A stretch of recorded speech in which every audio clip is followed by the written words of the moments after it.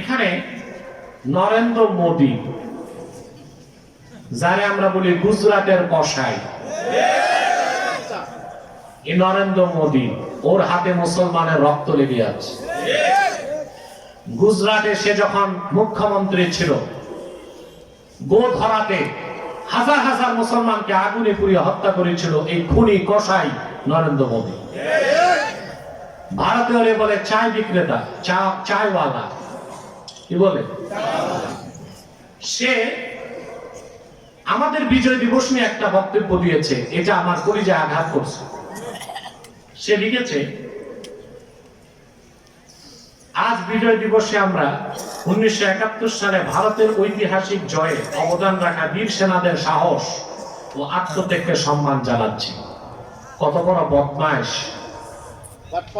71 সালে ভারতের বিজয় হয় নাই, বাঙালির বিজয় হয়েছে, বাংলাদেশের বিজয় হয়েছে, ঠিক না?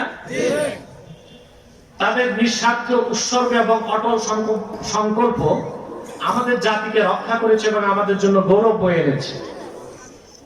অর্থাৎ 1971 সালে 16 ডিসেম্বর আমরা বিজয় দিবস পালন করি, ঠিক না? 1971 সালে আমাদের দেশ স্বাধীন হয়েছে, 16 ডিসেম্বর আমরা বিজয় পালন করি। আপনারা জানেন ভারতীয় সৈন্যরা বাংলাদেশিদেরকে সাহায্য করেছিল, তাই বলে বিজয়টা তো আর ভারতীয়দের হয় নাই, হয়েছে বাংলাদেশিদের। বিজয় হয়েছে মুক্তিযোদ্ধাদের। এখন ওরা সহযোগিতায় কেন আসলো, এটাই তো প্রশ্ন। দেশ স্বাধীনের পর থেকে একটি দল শুধুমাত্র ভারতের দালালি করার কারণে গুজরাটের কসাই খুনি মোদী বাংলাদেশের স্বাধীনতাকে প্রশ্নবিদ্ধ করার সুযোগ পেয়েছে।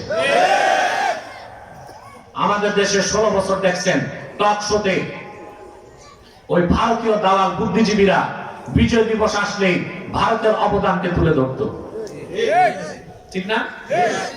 আর সেজন্যই আজকে ভারতের অবৈধ খুনি গুজরাটের কসাই মোদী আমাদের বিজয় দিবসকে প্রশ্নবিদ্ধ করার জন্য বলেছে বাংলাদেশে যারা মুক্তিযুদ্ধ করে জীবন দিয়েছে ওদের প্রশংসা করে নাই, বরং 71 সালে যারা এখানে এসেছিল মুক্তিযোদ্ধাদের সহযোগিতা করতে তাদের প্রশংসা করেছে। বিজয় তো ভারতের হয় নাই, বিজয় হয়েছে বাংলাদেশের মুসলমানের।